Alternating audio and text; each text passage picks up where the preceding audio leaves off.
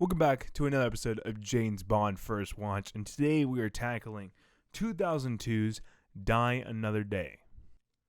So all the way to the beginning of Doctor No, I knew this was one of the worst Bond movies out there.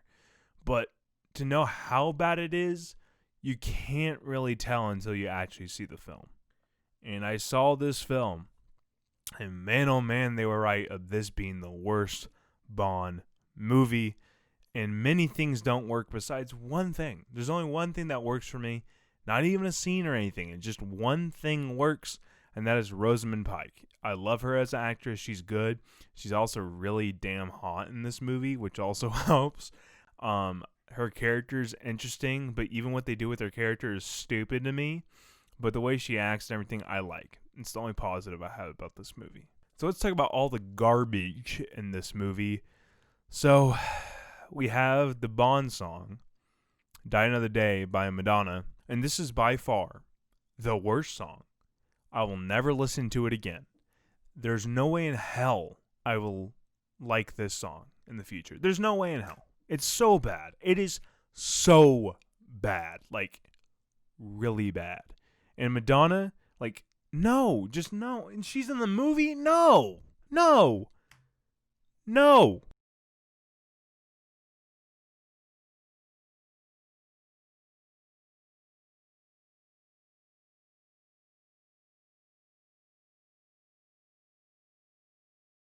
It's not a good song. Okay, let's talk about Halle Berry as the Bond girl. They try to do the Spy Who Loved Me type of thing, and it just, it doesn't work.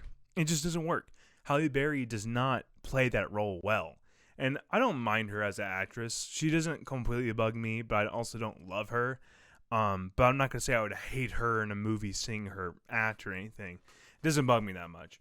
But I see why people have gotten to that point because of Catwoman in this movie.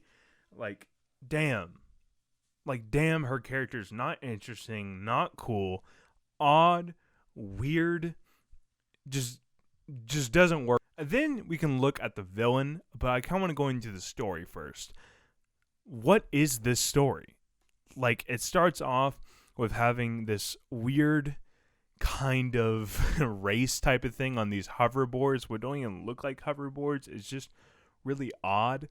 And then they had this weird fight. And then they hit the bell and they made that awful pun. That's the beginning of the awful puns throughout the whole entire movie. That doesn't work at all. Like in The World's Not Enough, they had that iconic ending line. This doesn't have any of those. And it just doesn't work on every level. But the movie continues as like this revenge story that doesn't really become a revenge story.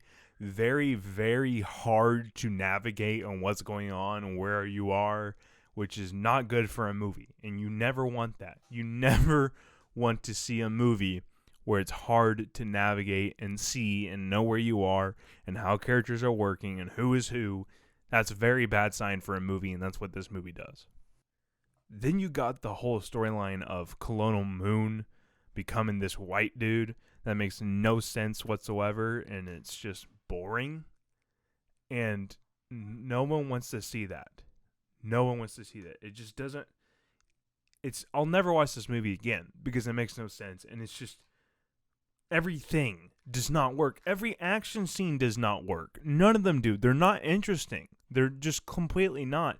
Ending plane scene's not interesting. The whole fencing scene feels like something out of an Austin Powers movie. Then the score is really odd. Like, it works sometimes, and then it completely misses the ball many times. It's weird. It's all over the place, and that's what this whole movie is. It's all over the place. Like, you got a cool thing starting off, then it fails, and then you got promising characters, then it fails, and then puns, you're like, okay, nice pun. Continue to do it, then it fails. Everything fails. And then the CGI is atrocious for this movie.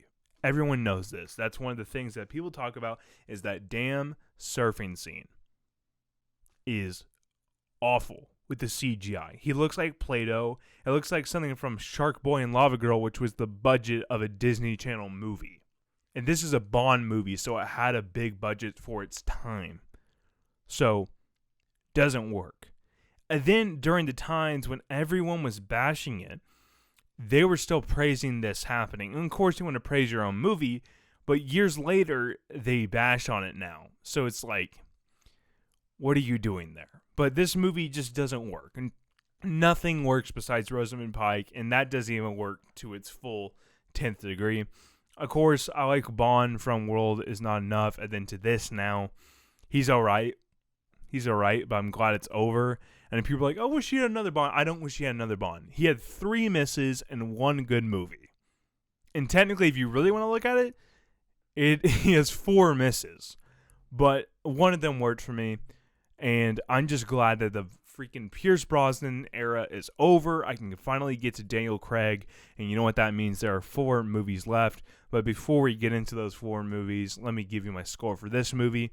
And I would have to give this a below the line. It is probably it'll probably become my worst favorite Bond movie because there's some enjoyment because it at least has Roger Moore in A View to Kill, but like just wow, both of those movies destroyed me. And this one didn't really destroy me that much because I didn't like Pierce Brosnan as much as Bond, so it wasn't like, oh no, it's a bad movie. I was like, okay, that's what everyone said. Invisible Car, this all stupid thing, bad Bond girl. It's iconic for that. Iconic bad movie that's not even good. You can't watch it to be good. And that's a really bad thing. If you want to check out more of these movies, you can go to James Bond First Watch playlist and see all the way up to Die Another Day. And that will be great to watch. If you guys want to check out more Guideline Entertainment content, you can subscribe or go to our website, www.guidelineentertainment.com, to get all the entertainment you need. So, again, I want to thank you guys for watching. I'll see you guys next time. Goodbye.